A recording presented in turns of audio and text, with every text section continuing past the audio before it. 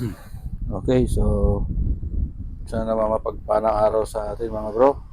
Meron tayo ngayon ditong i-demo tutorial Meron tayo rito mga voltage regulator o ABR ng generator. So i-test natin kung ito ba ay gumagana o hindi Yan. So meron tayo dito mga SX460 na model ng generator. At meron din naman tayong yung isa natin na AS440, So itong AS440 na to, ito yung kadalasan nagagamit yung Stanford na brand. Yan, Stanford. Okay. So testingin natin itong mga ABR na ito kung gumagana o hindi. So madali naman tayo mag-test nito. Lalo na yung mga mahilig mag-DIY ng generators dyan o yung mga nag-uumpisa pa lang. Ano nga ba natin i-test yung ganitong klase ng mga voltage regulator or ABR? Okay. So dito kailangan lang natin dito ito ang kailangan natin bulb. Okay, itong bulb natin 220 volts. Okay. Lagyan lang natin siya rito ng terminal. Ayan. So itong terminal na to, yun ang ilalagay natin dito sa paglalagyan natin sa terminal mismo ng ABR. Okay. So una, itong mga ABR na hawak natin, dapat dito number 1, kabisado mo yung diagram. Kasi ito mayroon naman mga diagram to kay Google. Kung sakali wala na yung diagram, pwede mo itong tignan kay Google. Okay, kung ano yung mga connections niya. Kasi mapansin nyo, may mga terminal dito at may mga link. Katulad nito, mayroon jumper wire yan. Ito meron din siyang jumper wire. Dito may mga jumper wires din yan. Meron din siyang jumper wire dito. Pero ang importante dito, kailangan alam mo na saan yung terminal ng field. Yung mga ganito kasi sa likod, yan. Ito nakita nyo ito nasa itaas. Yan. Yan ang terminal nito sa ibabaw. Ito. Yan, ito nakikita natin na yan. Yan. So makita nyo mayroong F1 tsaka F2. Okay, field 1 at field 2. Okay, so ito yan. Ito yung field 1 at yung field 2. Yan. Meron naman yung iba, ito meron tong X at saka double X. Yung iba kasi, yan, hindi F1 na nakasulat X. At yung isa naman, F2, pero nakalagay naman is double X. Okay? F1, ito yung positive ng field natin. At F2 naman, ang negative ng field natin. So yung 8 and 7, itong 8 and 7, ito yung magsusupply, yung output ng generator natin na 220 volts, dito isusupply yun sa 8 and 7. Okay? So ito yung 8, ito yung 8 natin. Ito yung 7, ito yung F1 at yung F2. So bago mo to i-test, kailangan meron tong link na ito. Nakakabit yung link, Ito kasi kapag meron ito, so magagamit mo yung trimmer na ito. Pero pag tinanggal mo yan, ang ikakabit mo to external trimmer, external. Sabihin, pwede mo siyang i-adjust outside, Pero ito dahil may jumper wire siya, so dito tayo magko-control ng voltage. Okay? So gagawin natin mga bro, ito tong terminal nito, lalagyan natin siya ng connection. Tulad ng binanggit natin kanina, ito yung natin, yung F2, ito yung F1, ito yung 7, then ito yung 8. 8, 7, F1 at F2. Okay, so ito muna testingin natin. Ito. So kukuha tayo rito ng bumbilya. Yan. So dahil ito yung ating supply ng field, itong dalawa. Yan. Kaya nakita nyo itong supply ng field natin, F1 tsaka F2. So dito natin ilalagay yung bulb. Ito. Okay. Ilalagay lang natin dyan.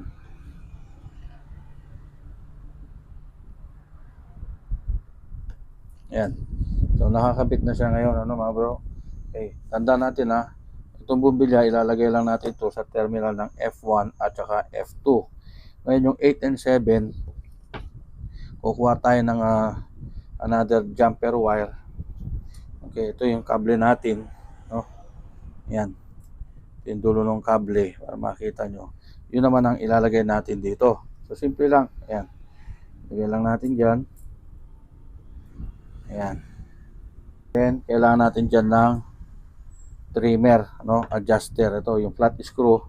So i-adjust natin tong trimmer na ito para makita natin kung gagana nga yung ating voltage regulator. Okay, meron tayo ritong outlet, mga bro, no? So gagawin lang natin, ipa-plug lang natin itong regulator. Okay, so kapag pinlug natin, kapag hindi umilaw yan, i-adjust lang natin itong trimmer na ito, no? Yan, ito yung adjustment ng supply para dito sa rotor natin o sa field. So saksak natin siya. Ayan, napansin nyo, nag-blink, ano? So gagawin lang natin, i-adjust lang natin to. Okay, so pakatanda natin, mga bro, ito, no, hot ito palagi, may kuryente ito, no? Wag nating hahawakan. So kailangan ito nakapatong ito sa mga plastic o goma. Then kailangan yung screw na gagamit natin pag-adjust, insulated siya. So ngayon i-adjust natin itong trimmer. I-adjust natin siya dahan-dahan para makita natin yung bumbilya na iilaw. Eh, pag umilaw yan, habang in-adjust natin, ibig sabihin, okay pa itong ABR. O yan, umilaw siya. Okay. So, yan. Then, i-adjust natin, pababa. Kailangan namamatay din siya. Yan. So, yun, dumidilim. Then, yun natin ulit. Okay, yan. Nakita nyo, umilaw, ano? So, tanggalin natin itong saksakan. Yan, tsaka natin i-plug uli. Tingnan natin yung ilaw niyan. Minsan, automatic yan eh. Yan o. Kita nyo? Kapag kasing adjustment natin dito, ay mataas. So, yung supply, biglang lalabas yan patungo doon sa ating field ng generator. So, ibig sabihin, itong ating voltage regulator na AS440 ay good. Working pa siya. Okay?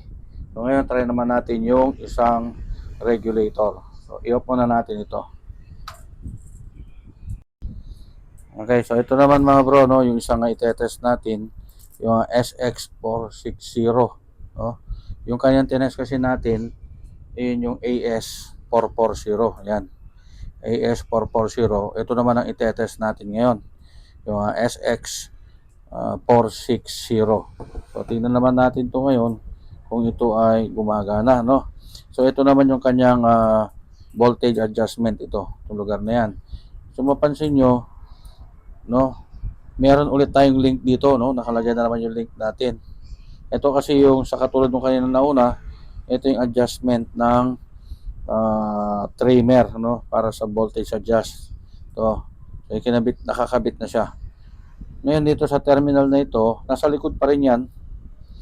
Yan, nakita nyo, may 8, may 7, may F1, F2, no.